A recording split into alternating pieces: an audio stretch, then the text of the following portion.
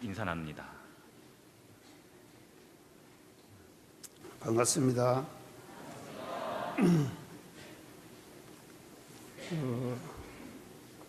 아까 우리가 법어봉독 시간에 정산종사 법어구음편 3장의 말씀을 봉독을 했습니다. 100년 전 3월 달에 기미 만세운동이 일어나니까 그때 대종사님께서 하신 말씀이 없으십니까? 이렇게 여쭈니까 정산종사께서 계백을 재촉하는 상도소리니 바쁘다. 어서 방언 마치고 기도 드리자. 이렇게 말씀하셨다고 나와 있습니다. 그래서 이 법문 말씀에 나오는 상도소리는 사람이 마지막 죽고 나면은 죽은 사람을 이제 상여에다가 태우고 이렇게 상여꾼들이 태우고 가면서 하는 소리, 그것이 상도소리라고 이렇게 볼 수가 있고, 그래서 우리 소태산 대종사님께서는 기미 만세운동이 일어날 때에 그 만세운동을 계백을 재촉하는 상도소리다, 이렇게 정의해 주셨다고 보겠습니다. 그러면 우리 소태산 대종사님께서 기미독립 만세운동을 계백을 재촉하는 상도소리다 이렇게 하는데 뭐를 마지막 보내느냐? 저는 오늘 두 가지로 생각을 합니다. 첫째 하나는 일제의 압제를 보내는 상도소리다. 그래서 우리 소태산 대종사님께서는 기미 만세운동 그 자체가 말이죠, 계백을 재촉하는 상도소리, 일제를 보내는 상도소리다, 이렇게 보시고 말씀을 해 주셨거든요. 두 번째는요, 저는 그렇게 생각합니다. 뭐를 마지막 또 보내는가 하면요, 선천의 시대를 보내는 상도소리다. 그래서 선천의 시대를 보내버리고 새로운 계백의 새 시대를 맞이하는 상도소리, 그 상도소리가 바로 기민년 만세운동에서 보여준 그 상도소리의 의미를 이렇게 함축해서 생각해 볼 수 있을 것이 아닌가. 우리가 말이죠, 지금 다가오는 시대의 트렌드를 잘 읽어보자 하는 의미에서 제가 이런 제목을 가지고 말씀을 드리겠습니다. 선천과 후천의 기점, 계백 시대의 기점을 우리 선지님들께서는 어떻게 말씀해 주시는가 하면요, 원기 9년 갑자년 그 정월 초하루, 그날이 말이죠, 선천을 보내고 후천을 맞이하는 기점으로 잡아주셨다. 그래서 세상 사람들은 말이죠, 이 지금 선천 갑자년이 몇 년인가 하면요, 우리 원기로는요 원기 9년이고 1924년입니다. 그래서 원기 9년 갑자년 그 해에 대종사님께서는요 중앙총보를 건설하고 우리 교단의 최초의 간판인 불법령보의 간판을 최초로 걸은 해가 언제냐? 원기 9년이다. 자, 그래서 원기 9년에 대종사님께서 불법령보의 간판을 총보를 건설하고 여기다 처음 걸으셨다 이 말이죠. 이런 것을 볼 때 우리 대종사님께서 제시해 주신 이 원불교의 해상은 선천을 보내버리고 후천 계백의 새로운 시대를 우리 교단이 책임진 교단이다 하는 의미로 말이죠, 원기 9년에 처음으로 이 간판을 걸어주신 것이 아닌가, 저는 그렇게 생각을 합니다. 오늘 저는요, 이런 계백의 새 시대를 우리가 해서 이제 우리 교단이 해야 될 역할, 그것을 간당간단하게 세 가지로 제가 말씀을 드려보려고 합니다. 첫째, 제가 드리고 싶은 말씀은요, 시대를 이끌어갈 정신을 제시해 줘야 한다. 이 말은 바른 말로 하면요, 시대 정신이다 이 말이죠. 우리의 시대, 지금의 시대의 트렌드에 맞는 정신을 우리는 말이죠, 창립 정신에서 찾아야 한다. 그러면 그 시대 정신이 뭐냐? 소태산 대종사님께서 대각을 이루시고 가장 최초로 하신 일이 뭐냐? 그 말은 뭔가 하면요, 10인 1단의 단조직을 하신 것이다. 그래서 뭐 금금저축 이런 거 하기 전에요, 조직을 형성하신 거예요. 대종사님께서는 대각을 이루시고 새로운 시대를 예견하시면서 새로운 시대를 이끌어갈 조직을 만드셨다 이 말이죠. 그 조직이 바로 뭔가 하면요, 우리의 교화단이고 10인 1단의 조직이다. 조직의 경쟁력이 뭐냐? 신지식을 만들어낼 때 조직의 경쟁력이 생기는 것이거든. 그러면 이 신지식, 이거를 지금 만들어내야 되는데, 이 만들어내는 것이 뭔가면요, 개인에게도 만들지 못해 조직적으로 만들어야 되거든. 그래서 신지식을 만들어내는 조직의 원천을 우리 소태단 대종사님께서는 교화단 10인 1단의 단조직에서 제시해 주셨다. 저는 그렇게 생각을 합니다. 그러면 이게 이제 다 아시다시피요, 과거의 선천시대의 조직은 위계질서의 조직이었어요. 그런데 후천개벽의 새로운 시대는요, 이 종적 구조의 그 조직이 아니라, 사회 질서가 아니라 횡적으로 누웠다 이 말이죠. 자, 횡적으로 누운 조직이 뭔가 하면요, 그게 바로 뭔가 하면 10인 1단의 교단 단조직이다 이 말이죠. 이 조직을 대종사님께서 처음 하셨어요. 자, 우리는 말이죠, 교단을 통해서요, 과거 시대 때에 가졌던 위계질서의 조직의식, 이 조직의식을 창립정신에서, 이 시대를 이끌어가는 창립정신에서 그 조직정신을 다시 우리가 형성하는 그와 같은 정신개벽의 운동을 우리가 해야 될 것이 아니겠느냐. 두 번째는요, 개벽의 새 시대를 이끌어갈 이념을 제시해 줘야 한다. 그 이념을 제시해 줘야 된다. 그래서 이제 이 이념이라고 하는 것은요, 이게 이제 정신과 이념은 조금 그 차이가 있는데요, 좀 이제 논리적으로 더 이렇게 정리된 것이 이제 이념인데, 그러면 우리가 이제 개벽의 새 시대 상도소리를 통하고 개벽의 새 시대를 지금 살아가고 있고, 사회는 지금 엄청나게 긴박하게 지금 변화돼 가고 있습니다. 이 긴박하게 변화돼 가고 있는 이와 같은 시대의 흐름을 말이죠, 어떻게 끌고 갈 것인가 하는 그와 같은 이념을 우리는 제시해 줘야 된다 이 말이죠. 자, 그 이념의 첫째를 저는 어떻게 생각하는가 하면요, 융복합 이념이다. 융복합 이념. 그래서 융복합이라고 하는 것은요, 이게 이제 섞이는 거예요. 다 섞여야 된다 이 말이죠. 융복합 되지 않으면은요, 앞으로의 시대의 이념은 우리가 살아가는 이 시대는요, 융복합의 사회적 현상이 심화된 그와 같은 시대를 우리는 살고 있다 이 말이죠. 그래서 모든 것이 융복합돼 갖고 계속 새로운 문화를 만들어냅니다. 이런 시대를 우리는 살아가고 있는 것이거든요. 세계의 지성들이 말입니다, 과거 시대의 역사와 문화의 중심은 지중해 중심이었다, 그렇게 봅니다.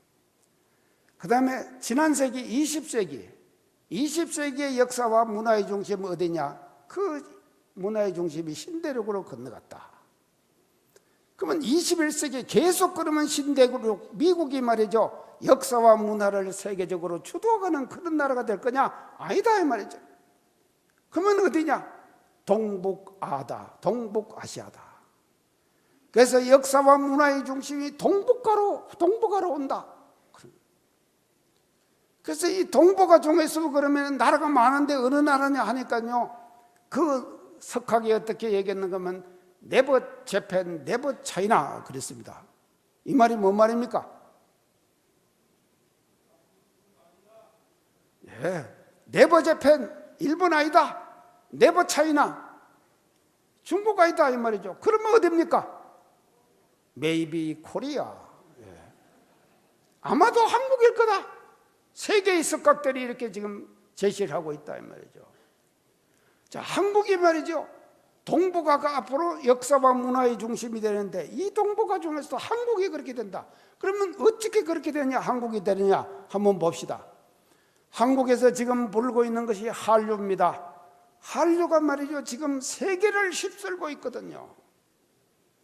그래서 이 한류가 세계를 휩쓰는데, 한 해 동안 말이죠, K-팝, K-드라마 이 두 가지 대중문화가 외국에 수출해갖고 벌어들인 돈이 얼마인가 하면 23억 불입니다.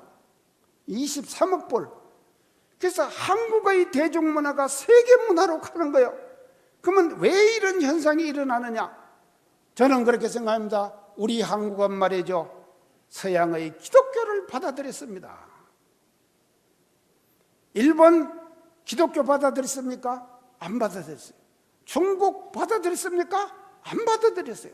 한국 받아들였죠. 받아들여가지고 한국이 말이죠, 하나님의 축복받는 나라가 됐지 않습니까? 맞죠? 우리가 하나님의 축복받는 나라가 됐거든요. 이 기독교의 문화의 토양을 우리는 말이죠, 그대로 받아들이고 종교는 문화에 엑기스입니다. 이 문화의 엑기스를 기독교를 통해서 받아들였단 말이죠. 그래서 우리 토양 속에 깔았어요. 거기서 잡아세우는 이념, 사상, 문화, 그게 바로 뭔가 하면요, 서양인도 공감하는 문화가 나오는 거예요. 제가 해석 잘하죠? 그러면 이게 뭔가 하면요, 융복합의 결과다. 융복합의 결과예요. 그러면 우리 소태산 대종사님께서는 원불교는 말입니다, 융복합의 종교예요. 세계의 모든 종교를 다 통합 활용했거든요. 교법의 총설에 나옵니다. 인원상 진리와 사막팔조 사은사유를 통해 갖고 세계의 모든 종교의 이념을 통합 활용하겠다. 그 통합 활용한 원형을 우리 소태산 대종사님께서는 뭐로 제시해 주느냐? 일원상의 진리로 제시해 주셨다. 저 일원상의 진리가 말이죠, 융복합을 이루어가는 이념의 원형이 되는 것이다 하는 것을 우리가 알고, 이 시대의 트렌드를 말이죠, 우리 원불교가 선도적으로 이끌어가는 이와 같은 역할을 해야 한다. 저는 그렇게 말씀드리고 있습니다. 그 다음에 이제 이념의 두 번째는요, 상생의 이념이다. 상생. 그래서 상생의 반대는 상극 아닙니까? 그래서 상극인데, 제가 이사장 할 때요, 이제 아침마다 저 학교 출근을 하거든요. 이제 출근을 하면 이제 왔다 갔다 하면 출퇴근을 지금 하는데, 한 번은 겨울인데요, 이렇게 이제 길을 가는데 저 앞에 남학생, 여학생 둘이 아주 다정하게 이렇게 가는데, 벙어리 장갑 있잖아요. 그 벙어리 장갑을 한 사람은 오른손에 끼고 한 사람은 왼쪽에 끼고, 남자 여자가.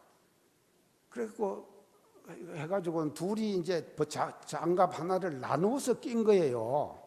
그래갖고는 둘이 이제 아주 다정하게 가는데, 그 벙어리 장갑이 끈으로 또 연결돼 있어요. 그래서 이제 그걸 가는 걸 이렇게 보고는 제가 얼른 생각이 감상이었던 거, 나는 평생을 살아도 저렇게 한 번도 못 해봤는데, 참, 저 사람들은 행복하다. 이 생각이 제가 들더라니까요, 그걸 보고요.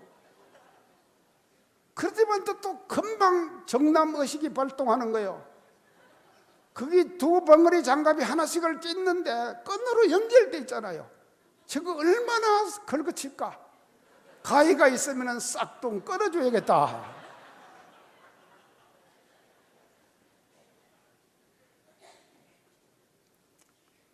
그때는 이제 그런 생각을 했는데, 지금은 제가 어떤 생각을 한가 하면,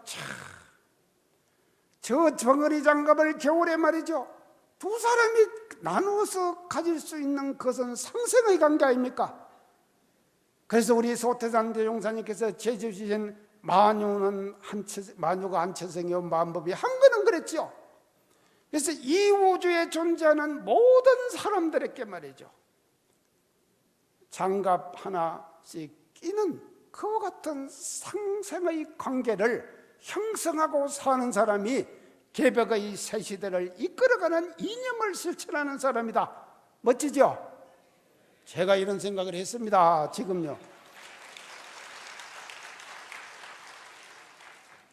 이 우주에 존재하는 모든 사람들에게 상생의 이념을 제시하는 그와 같은 생활을 우리가 하는 것이 말이죠, 이 4차 산업혁명의 시대를 이끌어가는 이념을 선두적으로 실천하는 사람이 되는 것이 아니겠느냐, 저는 그렇게 생각을 해서 이 이념을 이제 두 번째 상생의 이념을 말씀드리고요. 그 다음에 이제 평등의 이념이에요. 그래서 상생의 이념은 아까 융복합의 이념은 이론상 진리라 그랬습니다. 상생의 이념은 사언사상이에요. 대종사님께서 사언을 제시하시 가지고 개벽의 새 시대를 이끌어갈 상생의 이념을 제시해 주셨다. 그런가 하면요, 이 마지막으로요, 이 이념은요 평등의 이념이다. 그러면 이 평등의 이념은 무엇이 제시해 주고 있느냐? 사요가 제시하고 있다. 그게 사요. 지식정보사회의 인간의 원형, 지식정보사회를 살아가는 인간은 어떤 형으로 나타나야 하느냐? 제가 전에 언제 한번 총부 설교 시간에 말씀드렸습니다. 엑셀런스형 인간이다. 엑셀런스형 인간. 뭔 말입니까? 자, 엑셀런스형 인간, 하여간 그런 인간이 있습니다. 이게 엑셀런스형 인간이 뭔가 하면 잘하는 것을 더 잘하는 사람이 되는 거예요. 그래서요, 후천개벽의 새로운 시대란 말입니다. 개인이 갖고 있는 엑셀런스한 면, 잘하는 면들이 있거든요. 그 잘하는 면들이 사장되는 조직을 운영하면은 그거는 뭔가 하면요, 안 된다 이 말이죠. 선천시대의 생활을 하는 거다 이 말이죠. 그러면 후천개벽의 새로운 시대는 어떤 시대냐? 엑셀런스한 면이 말이죠. 엑셀런스한 면, 잘하는 면을 더 잘하도록 발휘할 수 있는 분위기를 조성해 주는 것. 과거 시대의 조직은요, 위계 질서의 조직이기 때문에 성패관계의 조직입니다. 성패관계. 이기는 사람, 지는 사람이 분명히 있어요. 그러면 누구가 이기고 누구가 지느냐? 이기는 사람, 위에 사람은 이기고 지는 사람은 밑에 사람은 졌다 이 말이죠. 그런데 후천개벽의 새로운 시대는 평등의 이념이기 때문에 인간 대 인간 관계가 성성관계다 이 말이죠. 너도 이기고 나도 이기고 하는 관계를 형성해 나가는 것이 바로 후천개벽의 새로운 시대를 이끌어가는 이념이다. 자, 그런데 이제 저도요, 사실은 제가 못하는 점들이 참 많아요. 그래서 어제 제가 저 혼자 원론에서 살 때는요, 참 조그만한 화단 하나 가꾸고 그 앞에 있는 잔디밭 가꾸는데 엄청 힘들었어요. 근데 제 옆에 요산 우리 이진아 교모님이 들어오셔가지고 어떻게 깨끗하게 정리를 해주는지요. 제가 그냥 요새 살만 났습니다. 그냥 조그만한 티끌 하나, 풀 하나가 안 나게 깨끗하게. 그래서 제가 생각을 나는 굉장히 육신 노동을 하는데 게으른 사람이구나 하는 것을 우리가 요사님을 보고 내가 느꼈어요. 제가 그런 사람입니다. 그러고는 이게 못하는 점이 많아요. 누가 보디 크림이라고 몸에 바르는 크림 있잖아요. 그거인데 이놈이 톡 튀어 올라야지 이렇게 누르면은 크림이 나오지 않습니까? 근데 이건 올라오도록 하지는 못하겠어요. 그래서 그걸 가지고 어디 갔는가 하면요, 선물센터 갔습니다. 가니까는 그 사람들은 한 번만에 찰끄닥 하니까 올라가 버려요. 이게 뭔가 하면요, 지금은 사회는 인간의 역할이 굉장히 다양합니다. 이 다양한 인간의 생활 속에서 말이죠, 서로 엑셀런스한 면, 잘하는 면들이 있다 말이죠. 이런 면들을 제대로 살려주는 그와 같은 이념을 소태산 대종사님께서는 사유를 통해서 제시해 주시고, 그게 바로 뭔가 하면요, 지자본의를 말씀해 주신 뜻이 아니겠느냐. 그래서 우리는 이 지자본의가 지향하는 이념을 통해 가지고 지금 4차 혁명 산업시대의 시대를 우리가 리드해 나가자. 자, 그러면서 마지막으로 제가 말씀드리고 싶은 것은요, 이제 이렇게 이제 가야 하는데요. 그러면은 이게 이제 얼마나 그러면 계속 4차 산업혁명이 발달되면 어떻게 되겠냐? 자, AI, 그런 게 이거 인공지능 아니십니까? 이게 지금 이제 굉장히 발달하잖아요. 그래갖고 이제 서울에 지금 커피 내는 사람들이 바리스타 아닙니까? 그 바리스타 자격증 딴다네요. 다 해가지고. 그런데요, 요즘요, 로봇가 커피를 내는 데만 아니다. 바리스타가 내는 커피보다도 로봇이 내는 커피가 굉장히 맛있대요. 더 맛있대요. 그래서 지금 로봇이요 바리스타를 대행하고 있는 거예요. 그래서 4차 산업혁명이 본격화되면요 지금 인간이 갖고 있는 수많은 직종들이 사라지는 거예요. 이런 시대를 우리는 지금 살아가고 있는데, 그러면은 이 4차 산업혁명이 끝까지 발전돼 가고 가면은 그 모습이 어떻게 되겠냐? 그 전망을 어떻게 해야 하느냐? 제가 오늘 이 말씀만 드릴게요. 우리 교무님들, 여기 계신 어른님들 다 아실 겁니다. 우주에는 어떤 진리가 있는가 하면 극하면은 변한다. 맞죠? 극하면은 변해요. 산업혁명이 4차 산업혁명이 극하면은 말이죠 변합니다. 자, 극하면은 변한 그 실례를 제가 듣게요. 서구에서 일어난 르네상스 운동, 르네상스가 서구에서 일어났습니다. 왜 르네상스 운동이 일어났는가 하면요 신의 세력이 극해졌다 이 말이죠. 그래서 모든 것이 신의 속박 속에 살았어요. 중세 천년간을 문화의 암흑기라고 그러지 않습니까? 그래서 이런 시대적 상황에서요 신이 주가 되는 이 시대적 상황에서 르네상스가 왜 일어난가 하면 신에서 인간을 찾는 거예요. 신에서 인간 찾기 운동, 그것이 바로 뭔가 르네상스다 이 말이죠. 그래서 데카르트가 그랬습니다. 나는 생각한다, 고로 나는 존재한다. 이게 뭔가 하면 철학의 혁명이었어요. 그래서 신에 예속된 인간을 찾아내는 것이 르네상스였다. 자, 그러면은 4차 산업혁명이 극에 달하면은 그 극에 달하면 어떻게 되겠냐? 다시 말이죠. 인간의 마음을 찾는 그와 같은 시대로 변화해 갈 거다. 다시 인간의 마음을 찾는 거예요. 그래서 5차 산업혁명은 뭔 산업혁명이냐? 마인드 인더스트리, 마음 산업혁명 시대가 온다 이 말이죠. 그래서 4차 산업혁명이 극에 달하면 극하면 변합니다. 그 극하면 변하는 것이 어디로 가느냐? 다시 인간의 마음을 찾게 되는 거다 이 말이죠. 자, 그러면은요 이제 제가 한 말씀만 더 드릴게요. 시간 지금 시대를요 4차 산업 빅데이터 그러죠. 들어보셨죠? 빅데이터.